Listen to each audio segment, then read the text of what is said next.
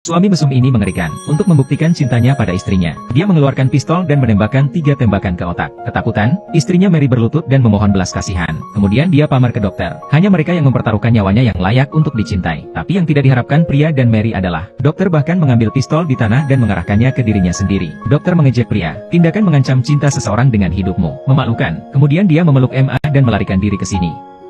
Tapi sebelum dia bisa pergi jauh, dia dihentikan oleh bawahan pria itu. Ternyata pria itu membawa ibu Mary lagi.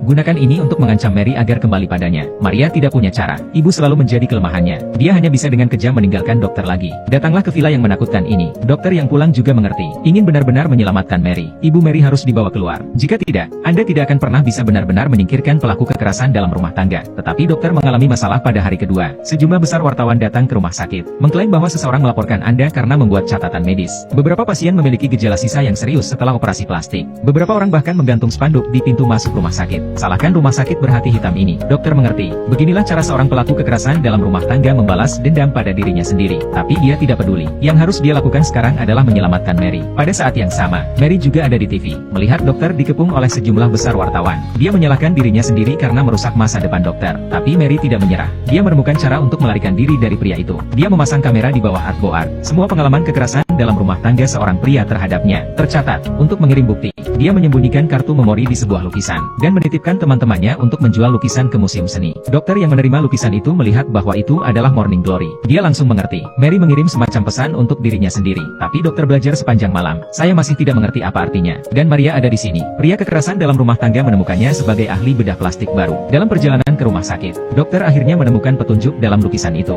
Dia membelah benang sari dari Morning Glory. Saya memang menemukan kartu memori tersembunyi di dalamnya.